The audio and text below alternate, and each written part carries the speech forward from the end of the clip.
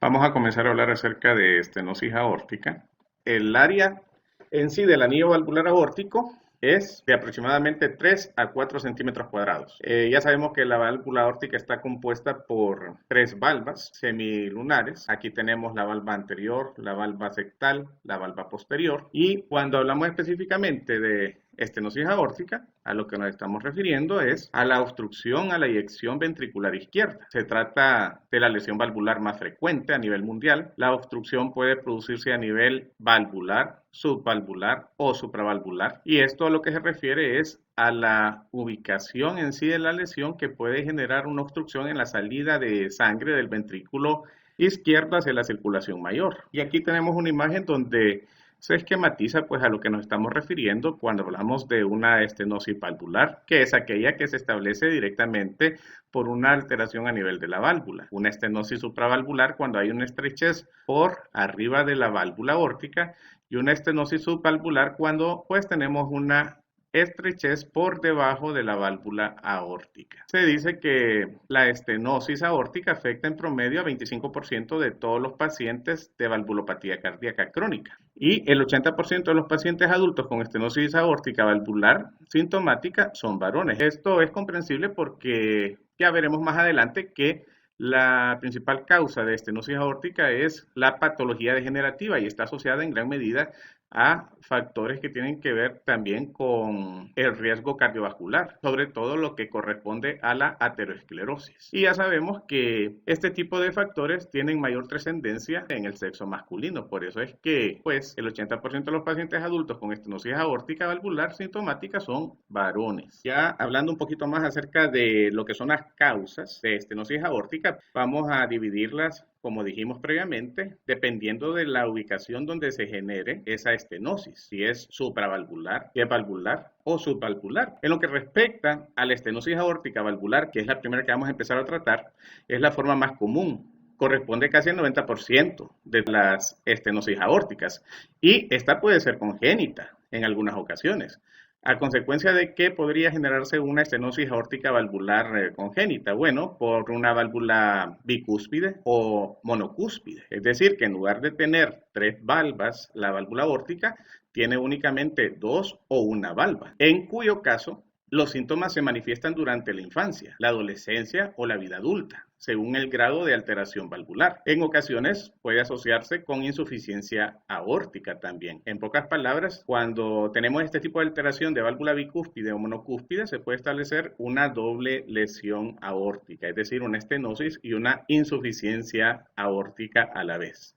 La válvula bicúspide es el defecto valvular congénito más frecuente del corazón y afecta aproximadamente a 0.5 a 1.4% de la población, con un predominio de varones a mujeres de 2 a 4 con respecto a 1 del sexo femenino. La prevalencia de la enfermedad de válvula bicúspide en pacientes de primer grado de una persona afectada es de aproximadamente el 10%. También, aparte de las causas congénitas de estenosis aórtica valvular, tenemos causas adquiridas que pueden ser secundarias a fiebre reumática.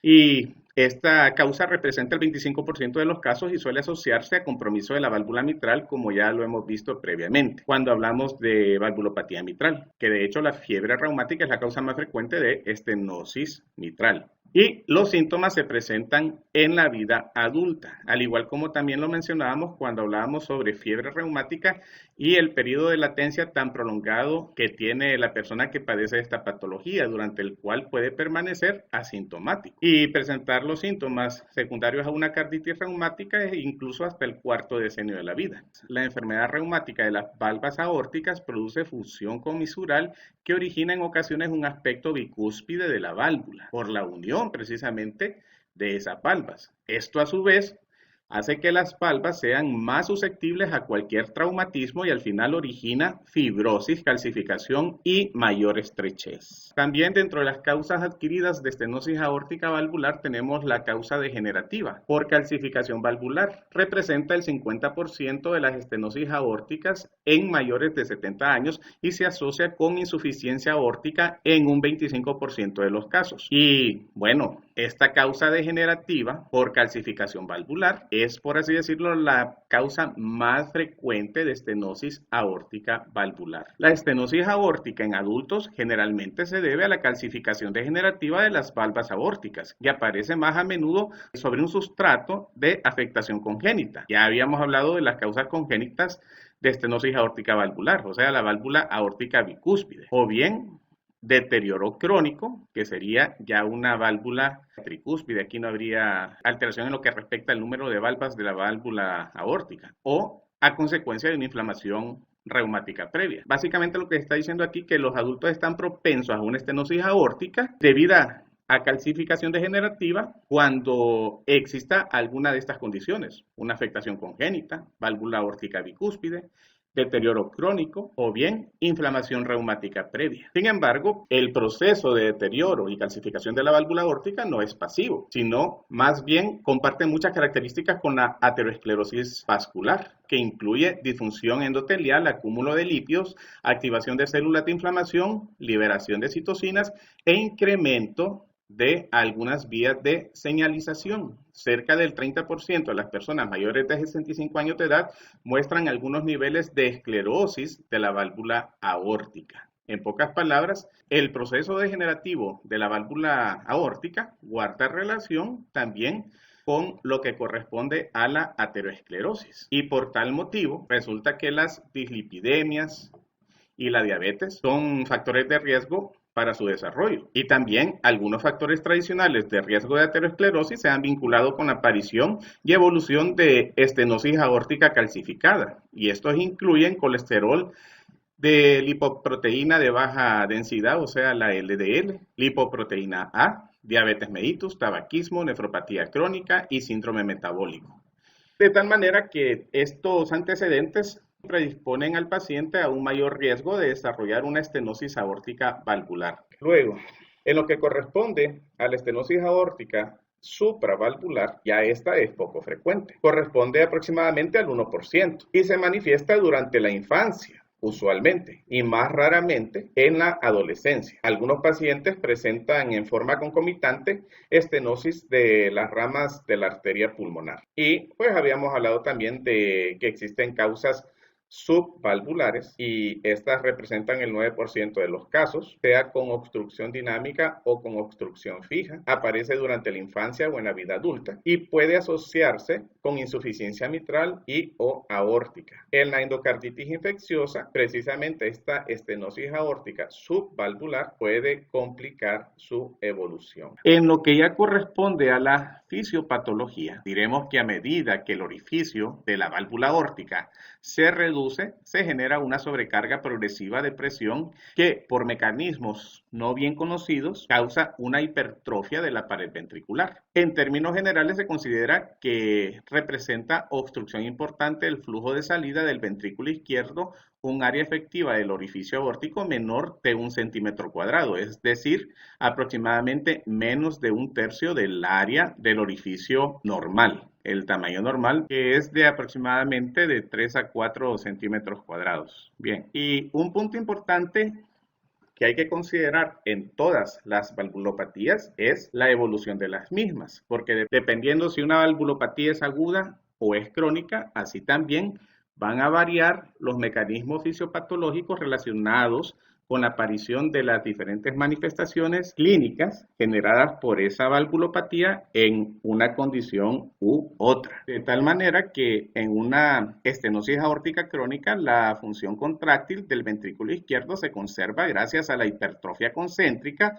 de dicha cámara. Entonces decíamos que en una estenosis aórtica crónica, lo que corresponde al gasto cardíaco se mantiene dentro de rangos normales gracias a la hipertrofia concéntrica que se va estableciendo a nivel del ventrículo izquierdo. Y esto es comprensible, ¿por qué? Porque si estamos hablando que hay una estenosis aórtica, lo que se incrementa es la poscarga. La poscarga es la resistencia contra la cual el ventrículo izquierdo tiene que luchar para poder eyectar su sangre hacia la aorta. Entonces, debido a eso, Si hay un incremento de la poscarga, el ventrículo tiene que adaptarse a esa situación, en el sentido de que tiene que contraerse con mayor fuerza para poder eyectar la sangre desde su interior hacia la aorta. Y debido a eso, entonces se va generando lo que nosotros conocemos como una hipertrofia concéntrica del ventrículo izquierdo. Y esa hipertrofia concéntrica del ventrículo izquierdo es lo que permite mantener un flujo o una fracción de eyección normal durante un largo periodo de tiempo, de tal manera que los pacientes pueden permanecer asintomáticos, como veremos más enseguida, durante los primeros años ante el establecimiento de una estenosis aórtica en forma progresiva. Cuando la hipertrofia es suficiente, la hipertrofia concéntrica, desde luego, el ventrículo izquierdo puede mantener la tensión parietal y el volumen minuto dentro de valores normales. Puede haber un gradiente de tensión valvular transaórtica durante muchos años sin que disminuya el gasto cardíaco o sin que haya dilatación del ventrículo izquierdo. Luego, el gasto cardíaco en reposo está dentro de límites normales en casi todos los pacientes de estenosis aórtica intensa, pero por lo común deja de aumentar de manera normal durante el ejercicio. Otra de las consecuencias de la estenosis aórtica es que, aparte de que se incrementa la presión a nivel del ventrículo izquierdo y que a consecuencia de esta situación el ventrículo izquierdo va a desarrollar una hipertrofia concéntrica,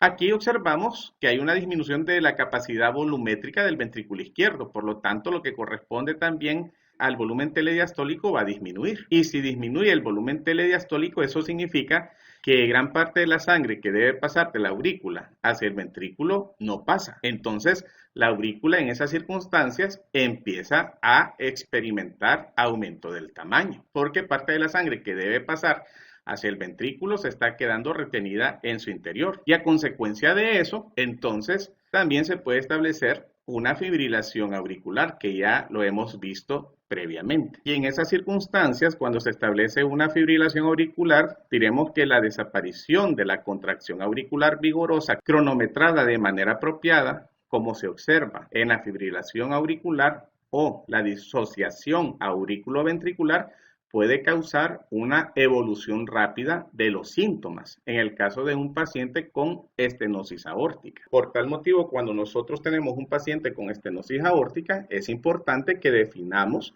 si este, además de la lesión a nivel de la válvula aórtica, presenta algunas otras alteraciones como la fibrilación auricular. Habíamos dicho pues de que la hipertrofia concéntrica del ventrículo izquierdo es un mecanismo compensatorio. Sin embargo, al final, la hipertrofia excesiva se transforma en un mecanismo inadecuado. Disminuye la función sistólica del ventrículo izquierdo, ya que disminuye lo que es la capacidad volumétrica de este y también el volumen telediastólico. Si no hay un adecuado volumen telediastólico, la fracción de eyección o el gasto cardíaco va a disminuir. Entonces, disminuye la función sistólica del ventrículo izquierdo a causa de la desigualdad también de la poscarga. Ya sabemos que la poscarga pues es la resistencia ante la cual tiene que luchar el ventrículo izquierdo para inyectar su sangre hacia la aorta. Y entonces, aquí lo que estamos diciendo que se genera una desigualdad de la poscarga. ¿Por qué? Porque en la medida que el ventrículo izquierdo se va hipertrofiando y se va generando esta disminución de lo que es su capacidad volumétrica, entonces la cantidad de sangre que va a ingresar a este va a ser menor a la que ingresa normalmente. Y acordémonos en base a la ley de Frank-Starling que lo que es la capacidad contráctil de un ventrículo depende en gran medida de la distensión que se genere a consecuencia del volumen sanguíneo que tenga en su interior. Si el volumen sanguíneo que tenemos aquí en este ventrículo que está muy hipertrofiado está disminuido, también eso va a incidir en lo que corresponde a la fuerza contráctil que se va a desarrollar. ¿Por qué? Porque no va a haber una adecuada distensión del ventrículo izquierdo como para que se genere una fuerza contráctil que sea satisfactoria para eyectar la sangre hacia la aorta. Entonces, por un lado, se incrementa la poscarga por la estenosis aórtica y por otro lado, va a disminuir la precarga. Entonces, por eso decimos que al final la hipertrofia excesiva se transforma en un mecanismo inadecuado, disminuye la función sistólica del ventrículo izquierdo a causa de la desigualdad de la poscarga. Evolucionan las anormalidades de la función diastólica y surgen fibrosis irreversible del miocardio y aparecen síntomas de insuficiencia cardíaca, ya en esa circunstancia. Al final se deteriora la función contráctil por el exceso de la poscarga, disminuye el gradiente de tensión ventrículo izquierdo aorta y gasto cardíaco y aumentan las tensiones medias de la aurícula izquierda, de la arteria pulmonar y del ventrículo derecho, lo cual logramos visualizar fácilmente a través de este esquema que siempre hemos estado utilizando en las últimas clases. Si tenemos una hipertrofia concéntrica del ventrículo izquierdo, entonces eso también va a ocasionar que se eleve la presión a nivel de la aurícula izquierda y en forma retrógrada a nivel de la circulación pulmonar, y también eso va a interferir con lo que es el gasto cardíaco del ventrículo derecho hacia la arteria pulmonar. Incluso de esa manera les pongo de manifiesto el hecho de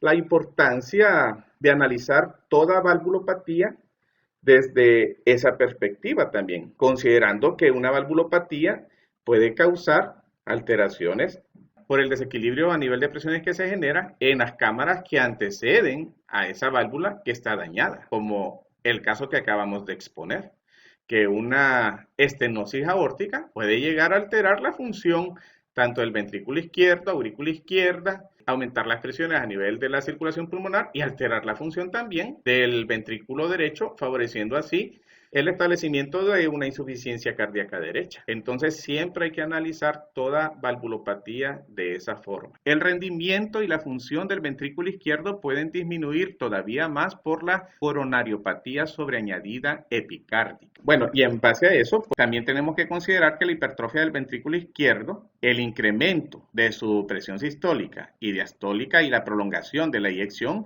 aumentan el consumo de oxígeno y dificultan su aporte al miocardio. Ahora, es comprensible que la demanda de oxígeno se incremente en el caso de un ventrículo izquierdo que ya ha desarrollado una hipertrofia concéntrica. A mayor grosor del músculo cardíaco, mayor va a ser la demanda de oxígeno por parte de este. Pero aparte de eso, esta hipertrofia concéntrica también va a ocasionar cierto grado de compresión a nivel de las arterias intramiocárdicas. Y eso igual puede exacerbar lo que corresponde a la isquemia que se puede suscitar en el caso de un paciente que tiene una estenosis aórtica complicada con una hipertrofia ventricular concéntrica, sobre todo cuando este paciente hace actividad física y a consecuencia de eso se presenta una angina de esfuerzo, que lo vamos a ver cuando ya hablemos de manifestaciones clínicas de la estenosis aórtica. Además, hay que considerar que en un paciente que tiene una estenosis aórtica,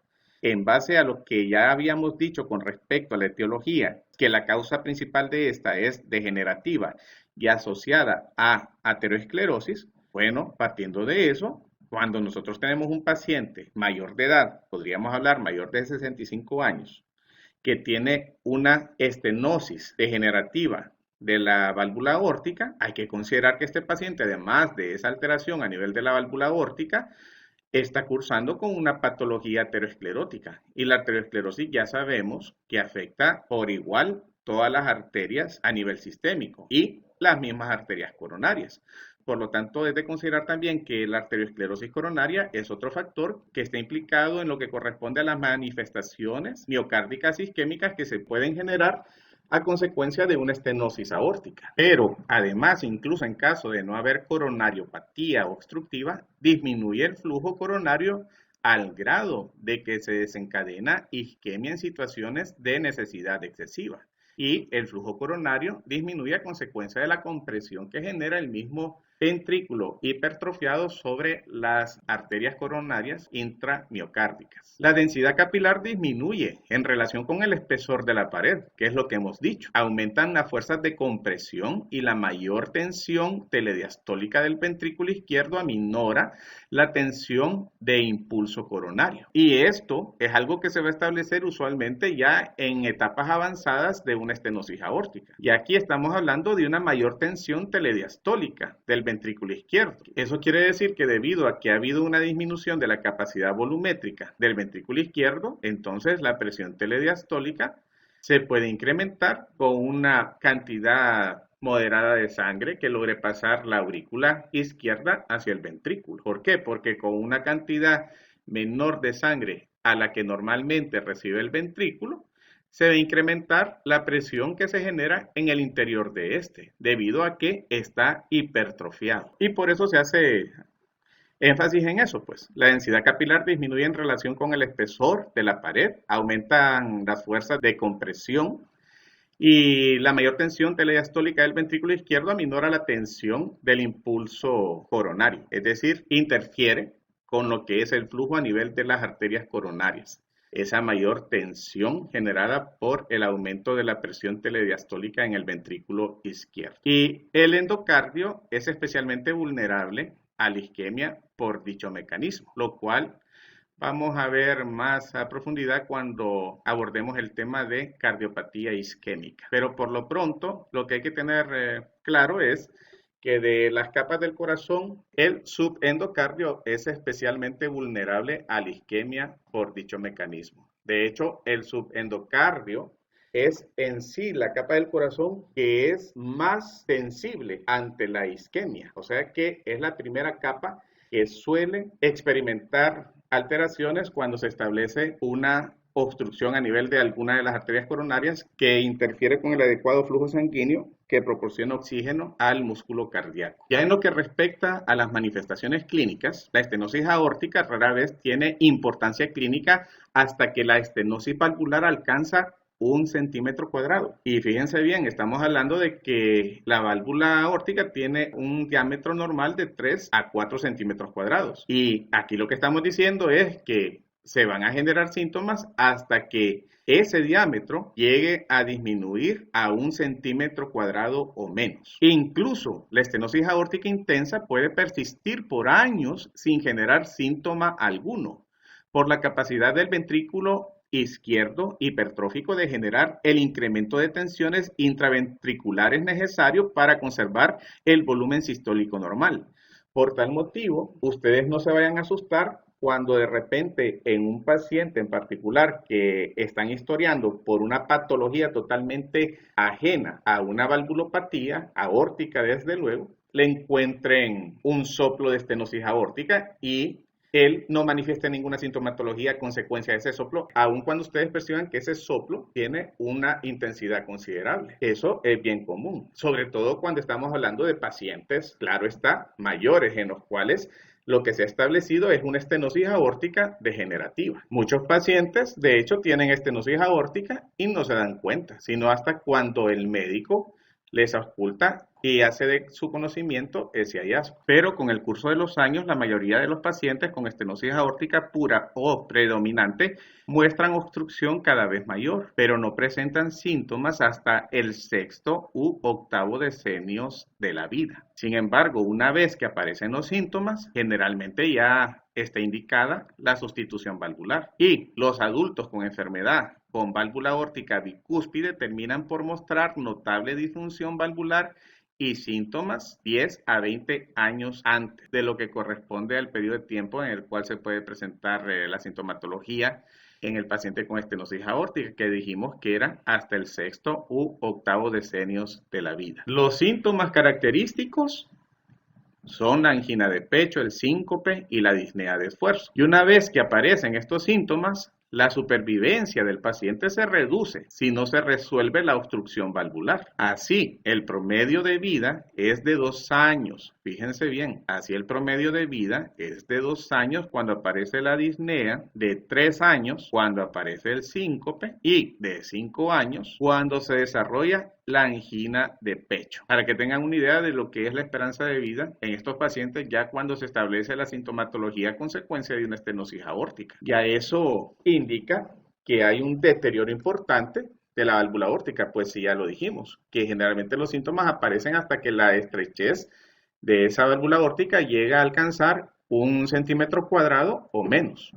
Por lo tanto, pues decimos que la aparición de los síntomas característicos de la estenosis aórtica, angina, síncope y disnea de esfuerzo indican gravedad y la necesidad de recambio valvular. Pero antes de llegar a esa sintomatología, a menudo existe el antecedente de progresión insidiosa de la fatiga y la disnea, acompañadas de disminución gradual de las actividades y una menor tolerancia al esfuerzo. La disnea es consecuencia fundamentalmente del incremento de la tensión capilar pulmonar causada por elevaciones de las tensiones diastólicas del ventrículo izquierdo, como resultado de la menor relajación y disminución de la distensibilidad del ventrículo izquierdo, lo cual ya habíamos explicado a través de este esquema. Más sin embargo, solo para hacer énfasis, pues diríamos que cuando se establece la disnea, ya estamos ante una situación en la cual la estenosis aórtica ha progresado hasta que se ha generado una estrechez importante de la válvula, 1 centímetro o menos, y aparte de eso se ha generado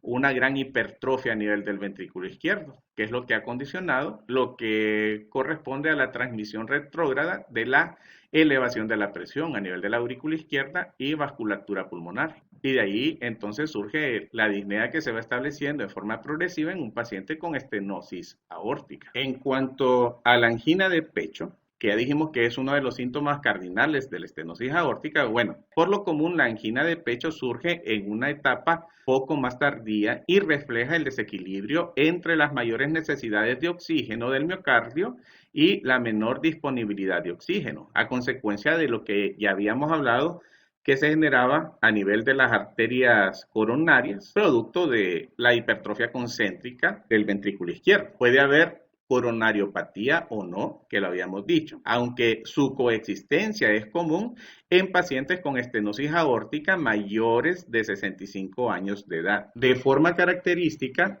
la angina de pecho aparece con el esfuerzo y cede con el reposo. Se presenta hasta en un 66% de los pacientes con estenosis aórtica grave y un 50% de los pacientes con angina tienen enfermedad coronaria significativa asociada. En el resto, el síntoma depende de un desequilibrio entre la demanda y el aporte de oxígeno como consecuencia de la hipertrofia ventricular, que ya lo habíamos dicho previamente. En lo que respecta al síncope, cuando hablamos de síncope, a lo que nos estamos refiriendo es a una pérdida súbita de la conciencia. Pero en estas circunstancias, cuando se asocia el síncope a una estenosis aórtica, vamos a decir que por lo común este se presenta durante el esfuerzo. Se debe a la reducción del flujo sanguíneo cerebral y su causa es probablemente multifactorial, de repente a consecuencia de respuesta vasopresora, arritmias o bien a consecuencia de una hipotensión arterial generada precisamente por la disminución del gasto cardíaco que se ha suscitado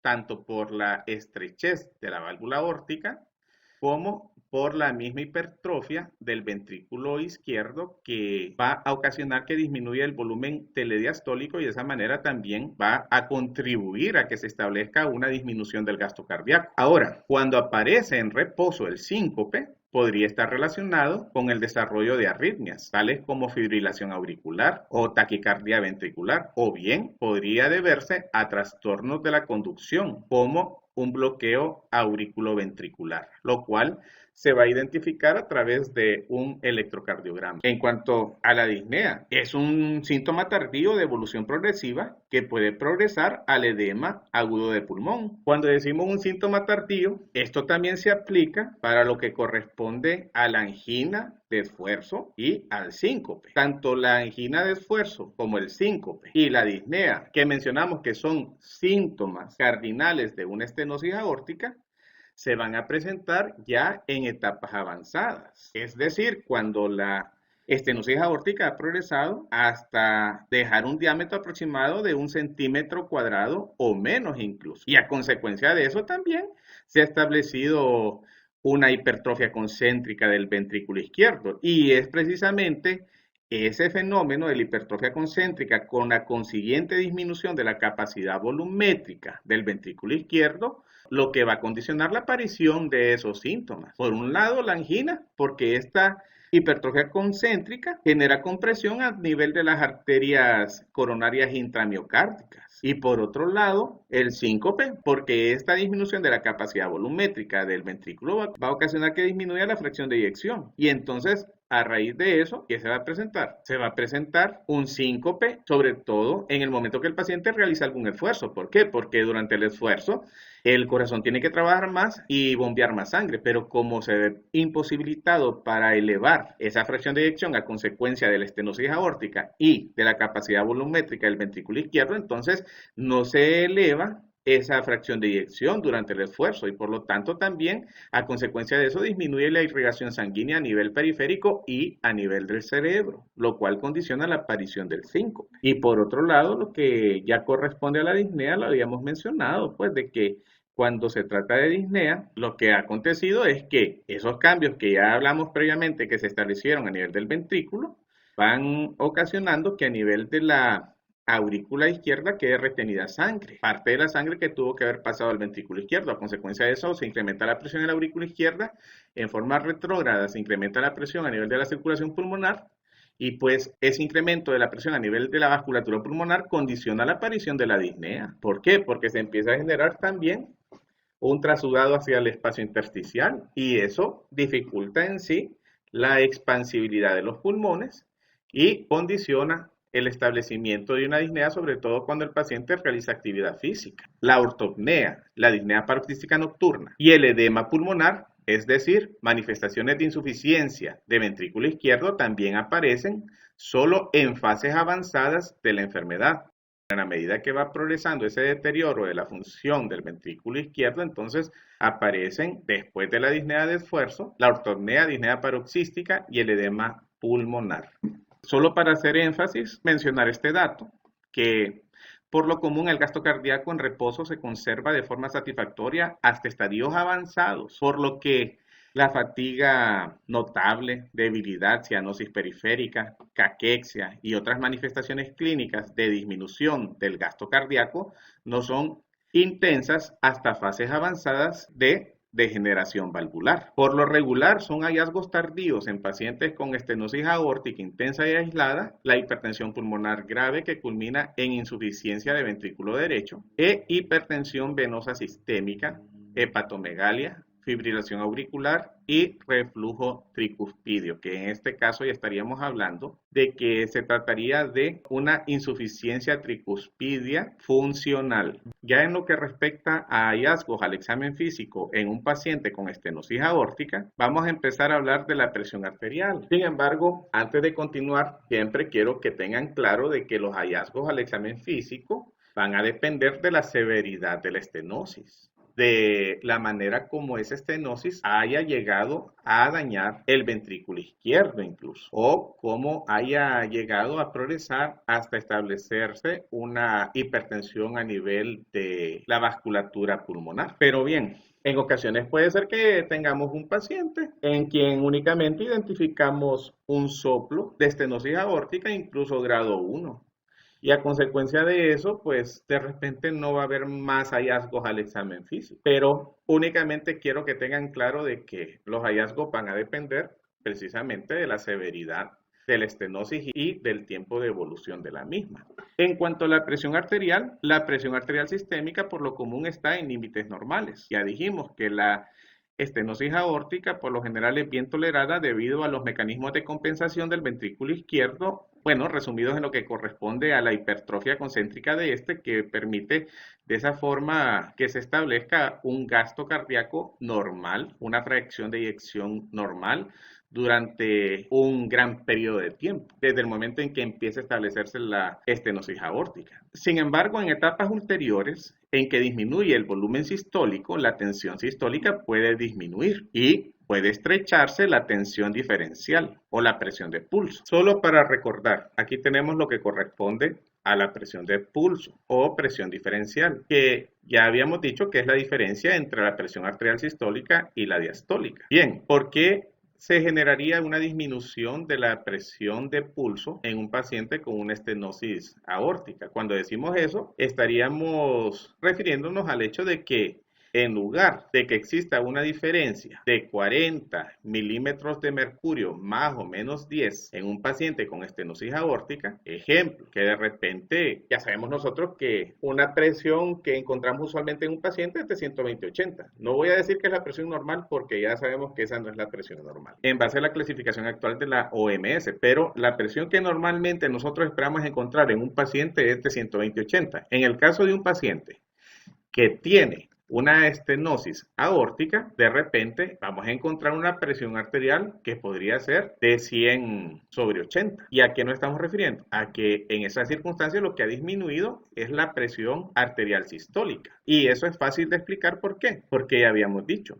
que en un paciente con estenosis aórtica que ya ha desarrollado una hipertrofia concéntrica del ventrículo izquierdo, entonces el volumen telediastólico disminuye y a consecuencia de eso también va a disminuir la fracción de eyección y el gasto cardíaco. Y si disminuye la fracción de eyección y gasto cardíaco, va a disminuir la presión arterial, pero en este caso la generada precisamente en el momento que se contrae el ventrículo izquierdo. Y como la cantidad de sangre que eyecta hacia la aorta está disminuida, entonces precisamente a consecuencia de eso se va a generar una disminución de la presión arterial sistólica. Y es por eso que se dice que en etapas ulteriores en que disminuye el volumen sistólico, la tensión sistólica puede disminuir y estrecharse la tensión diferencial. Sin embargo, se debe tener en cuenta que en los ancianos con arterias poco elásticas, que tienen un pulso amplio, puede ser que no se presente estas alteraciones en cuanto a la presión arterial sistólica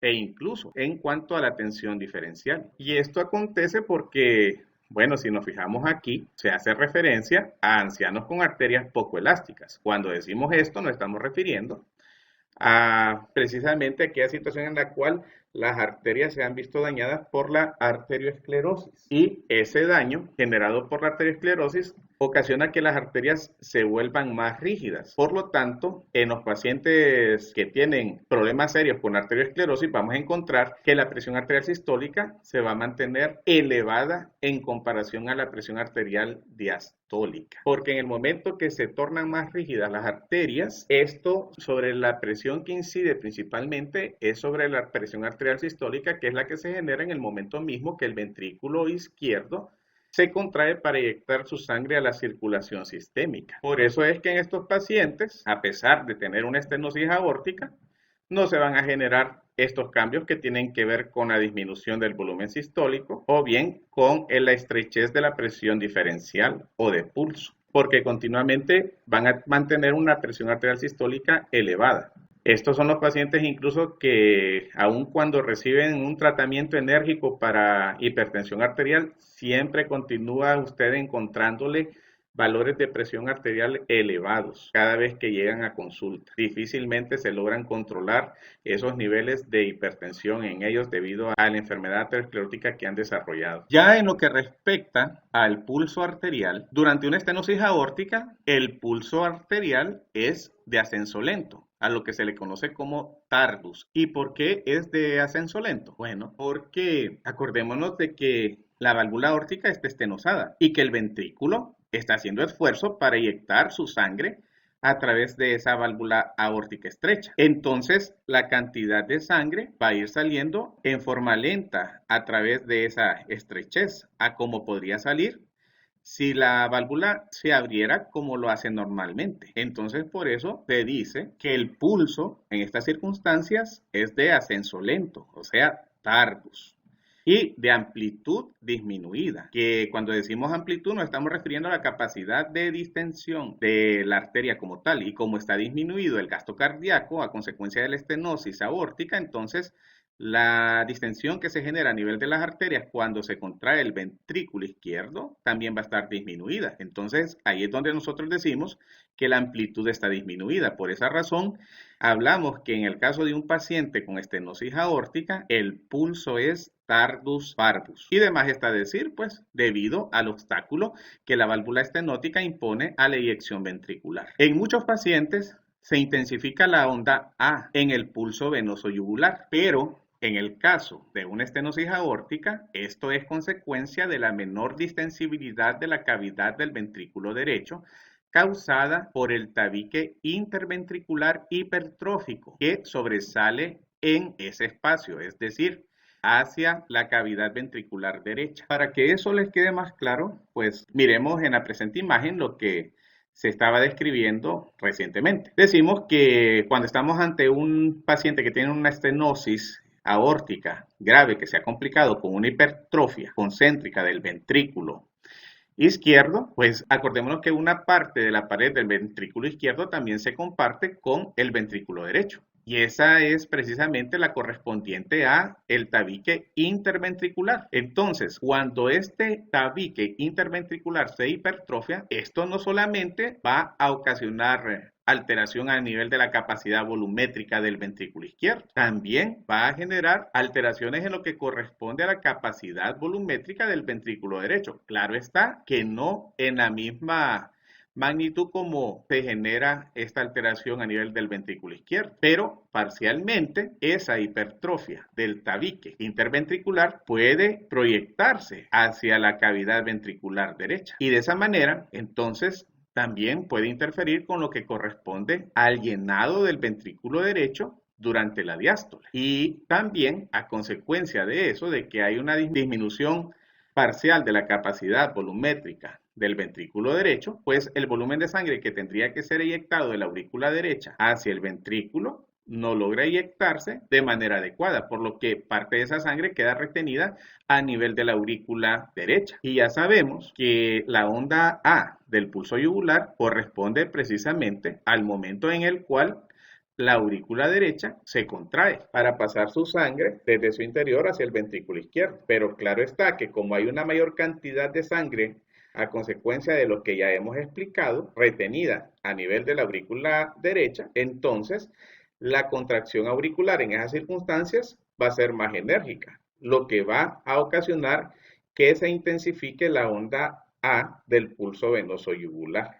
Otro aspecto a tener presente en cuanto al pulso arterial es que en ocasiones puede palparse un estremecimiento o tril, también conocido como trémito, en el trayecto de las arterias carótidas, más a menudo la arteria carótida izquierda. ¿A consecuencia de qué? A consecuencia del flujo turbulento que se ha generado por el paso de la sangre a través de la válvula aórtica estenosada. Sin embargo, en el anciano, el endurecimiento de la pared arterial también puede disimular o disminuir este signo físico que resulta importante. En cuanto al examen físico, en lo que respecta a la inspección y palpación del tórax, el choque de punta o apexiano es intenso y sostenido, de tal manera que uno lo puede observar a simple vista y habitualmente no se encuentra desplazado, pero a veces sí puede desplazarse en sentido lateral, en etapas, claro está, avanzadas de la enfermedad. A veces, ya cuando palpamos el choque de punta, se pueden percibir dos latidos, particularmente con el paciente en decúbito lateral izquierdo. Uno de menor intensidad, telediastólico, que depende de una contracción auricular enérgica, seguido por el latido apexiano, que corresponde precisamente a la contracción de los ventrículos. La razón por la cual el choque de punta no se encuentra desplazado aún en pacientes con estenosis aórtica avanzada, en quienes se ha desarrollado una hipertrofia importante del ventrículo izquierdo, es porque la hipertrofia que se ha desarrollado es una hipertrofia concéntrica y por lo tanto esto no desplaza generalmente lo que corresponde al ápex y por eso no se da un desplazamiento del choque de punta generalmente. Siempre en lo que respecta a la inspección y palpación del tórax, con frecuencia se percibe un frémito sistólico a nivel del segundo y tercer espacio intercostal derecho, que ya sabemos que este punto corresponde al foco auscultatorio aórtico, cuando la estenosis es valvular y tiene un gradiente significativo o por encima en las formas supravalvulares en las que el frémito puede irradiarse al cuello. La palpación simultánea de un latido apexiano intenso junto a un pulso carotidio de escasa amplitud y retardado debe alertar sobre la probable existencia de una estenosis aórtica. Únicamente es de analizarlo, ¿verdad? Porque si estamos ante una estenosis aórtica, ya dijimos que en esta circunstancia está disminuida la fracción de eyección.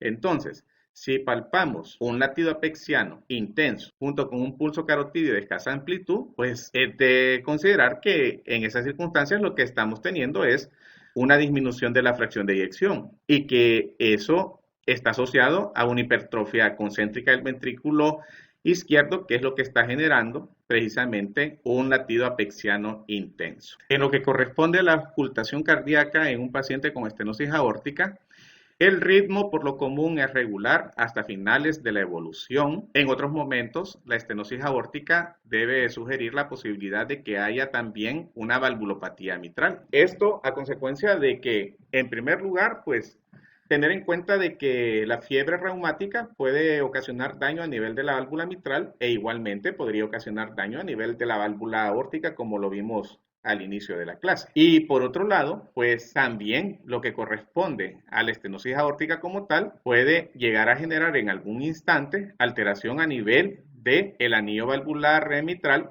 lo cual puede culminar con una insuficiencia mitral funcional. En cuanto al soplo que se establece en un paciente con estenosis aórtica, este es sistólico de eyección, generalmente mesosistólico, que comienza poco después del R1, de morfología romboidal, de timbre rudo, raspante, y su epicentro se localiza en el área aórtica. Este soplo también es transmitido en sentido ascendente por las arterias carótidas. Estenosis aórtica produce un soplo mesosistólico, habitualmente con una configuración creciente-decreciente.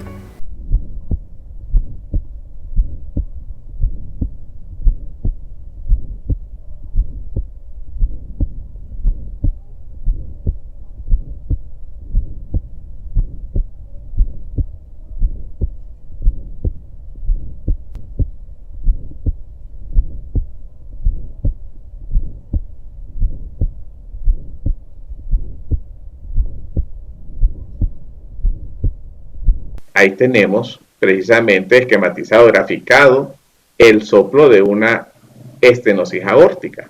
Entre el R1 y el R2 se encuentra la sístole. Lo que marca el inicio de la sístole es el R1. Aquí también vamos a dibujar las tres partes de la sístole: proto, meso, tele. Y vamos a correlacionar esto con la gráfica correspondiente al soplo de una estenosis aórtica.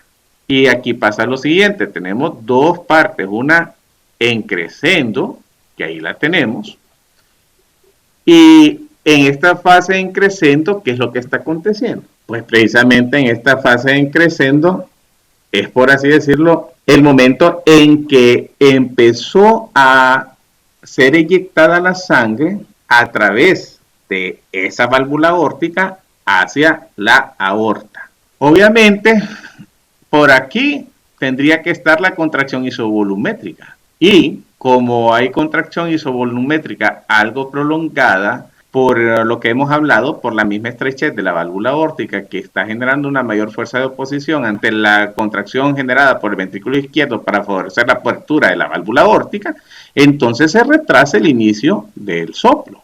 Asimismo, el punto máximo de esa gráfica corresponde al momento en el cual se está generando la máxima eyección de la sangre que se encuentra en el ventrículo. Después de eso, en la medida que el ventrículo está eyectando su sangre, claro está que la cantidad de sangre que va quedando dentro del ventrículo va disminuyendo.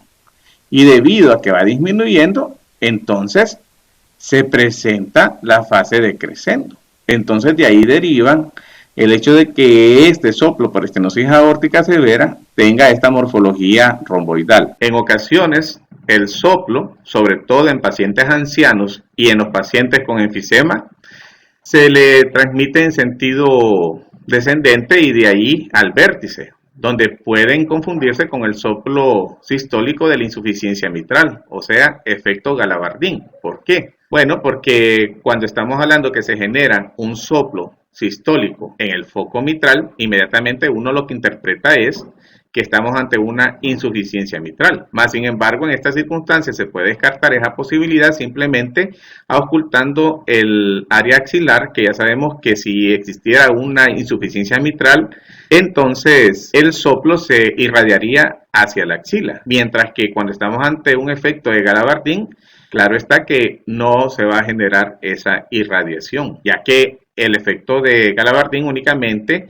corresponde a una irradiación del soplo generado por la estenosis aórtica hacia el ápex. En casi todos los sujetos con obstrucción intensa y conservación de gasto cardíaco, el soplo como mínimo tiene una intensidad de grado 3 de 6. Y otros aspectos importantes a considerar con relación al soplo es que la intensidad del soplo depende de las condiciones de transmisibilidad del tórax y de la velocidad del flujo, y en consecuencia la función ventricular y no necesariamente de la gravedad de la estenosis. En pocas palabras, tal como dice ahí, la intensidad del soplo depende de la velocidad del flujo. ¿Y qué es lo que va a modificar la velocidad del flujo? La función ventricular, no tanto la gravedad de la estenosis. Ahora, por el contrario, la duración del soplo y su acentuación más tardía se correlaciona mejor con la gravedad.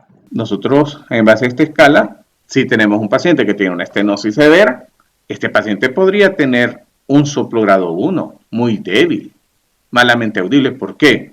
Porque si estamos hablando de una estenosis severa, entonces la cantidad de sangre que pasa a través de esa válvula aórtica que se encuentra sumamente estrecha es muy poca. Por lo tanto, la intensidad del soplo que se puede generar en esas condiciones es muy débil, pues. Entonces, la intensidad del soplo no es lo que determina el grado de severidad de una estenosis, en el caso que estamos considerando en este momento, de estenosis aórtica. En todo caso, el parámetro que determina la severidad de una estenosis aórtica es qué tan cercano se encuentra el punto de máxima eyección volumétrica al R2. O qué tanto demora el punto máximo en presentarse, pues. ¿Ok? Porque, ¿qué le dice a usted el hecho de que demore el punto máximo en establecerse? Que el ventrículo ha tenido que generar una presión importante sobre la sangre que se encuentra en su interior para poder vencer la resistencia generada por la válvula aórtica estenosada a fin de poderla abrir. El parámetro que determina la severidad de una estenosis aórtica es qué tan cercano se encuentra el punto de máxima eyección volumétrica al R2 o qué tanto demora el punto máximo en presentarse, pues. Por el contrario, la duración del soplo y su acentuación más tardía se correlaciona mejor con la gravedad. Cuando decimos duración del soplo, nos estamos refiriendo al hecho de que mientras más estenosada esté la válvula, más tiempo le va a tomar al ventrículo izquierdo el eyectar una cantidad de sangre adecuada hacia la aorta. Por lo tanto, la duración del soplo va a ser mayor mientras mayor sea la estenosis de la válvula aórtica. En cuanto a las modificaciones relacionadas con el primer ruido, durante la auscultación cardíaca de un paciente con estenosis aórtica, el primer ruido no se modifica, aunque su intensidad puede disminuir cuando la válvula se calcifica o se compromete la función ventricular. En esas circunstancias sí podría haberse disminuido el primer ruido. Acordémonos que el primer ruido está generado por el cierre de las válvulas mitral y tricúspide. Entonces, cuando se compromete la función ventricular, eso implica que la cantidad de sangre que se encuentra dentro del ventrículo está disminuida. Entonces la presión con la que se va a cerrar la válvula mitral también va a disminuir y por lo tanto la intensidad del ruido en esa situación donde hay compromiso de la función ventricular puede disminuir. O bien podría ser que se presenta alguna calcificación porque de repente la causa ha sido una fiebre reumática y ya sabemos que esta también puede afectar a la válvula mitral. Ya en lo que respecta al segundo ruido, bueno, aquí sí hay que considerar un detalle importante y es el siguiente. Se dice que el segundo ruido se desdobla en forma paradójica y la intensidad del componente aórtico disminuye a medida que aumenta la gravedad de la estenosis. Mientras más estenosada esté la válvula, el ruido que se genere por el cierre de esta va a ser de menor intensidad. Ahora, en lo que respecta al desdoblamiento paradójico, conforme la estenosis aórtica se vuelve más intensa, puede prolongarse la sístole del ventrículo izquierdo. De modo que el ruido de cierre de la válvula aórtica no antecede al ruido de cierre de la válvula pulmonar. Y los dos componentes se pueden tornar sincrónicos. O el cierre de la válvula aórtica puede aparecer después del cierre de la válvula pulmonar, lo cual causa un desdoblamiento paradójico del segundo ruido cardíaco. Aquí está esquematizado lo que corresponde a los ruidos cardíacos. Tenemos el primer ruido cardíaco que ya sabemos nosotros, que corresponde al cierre de las válvulas auriculoventriculares. Y tenemos el segundo ruido cardíaco que ya sabemos que corresponde al cierre de las válvulas aórtico y pulmonar. Y bueno, de estas dos válvulas, la que siempre se cierra primero es la válvula aórtica. Bien, cuando nosotros estamos ante una estenosis aórtica leve, entonces, como no hay mayor compromiso en lo que es el flujo de sangre a través de esa válvula, lo que corresponde al segundo ruido cardíaco va a continuar igual, no va a haber mayor modificación. ¿Por qué? Porque las válvulas se van a seguir cerrando siempre en el mismo orden, primero la válvula aórtica y después la válvula pulmonar. Más sin embargo, cuando la estenosis aórtica ha progresado y es moderada, entonces, ¿qué dijimos que acontece en base a la severidad que se establece a nivel de la válvula aórtica con respecto al cierre de esta válvula? Pues, mientras más estenosa esté la válvula aórtica, más le va a costar al ventrículo izquierdo eyectar la sangre a través de ella y por lo tanto se va a retrasar el cierre de la válvula aórtica. Si estamos ante una estenosis aórtica moderada y se retrasa el cierre de la válvula aórtica, resulta que ahí lo que va a suceder es que entonces vamos a escuchar un solo ruido. Es decir, que el cierre de la válvula aórtica va a coincidir con el cierre de la válvula mitral. Van a estar sincronizados. Y por otro lado, si se sigue agravando la estenosis aórtica, pues va a llegar a un punto en que incluso la válvula aórtica se va a cerrar después de que se cierre la válvula pulmonar. Y entonces aquí es donde se habla de un desdoblamiento paradójico, en el caso de una estenosis aórtica grave. Otro ruido que podríamos encontrar a la ocultación cardíaca de un paciente con estenosis aórtica es un R4, a menudo es audible en el vértice y refleja la presencia de hipertrofia del ventrículo izquierdo e incremento de la tensión telediastólica del ventrículo izquierdo. Por lo regular, también en ocasiones surge un R3 en fase tardía de la evolución, en que el ventrículo izquierdo se dilata y hay disminución grave de su función sistólica. Ahora, ya para finalizar, únicamente vamos a resumir aquellos datos del examen físico que sugieren que la estenosis aórtica es grave. ¿Cuáles son? La duración del soplo. Mientras más dure el soplo, la estenosis aórtica es más severa. La acentuación tardía del soplo. La presencia de un segundo ruido de intensidad disminuida y con desdoblamiento paradójico. Y, ya por último, un cuarto ruido cardíaco.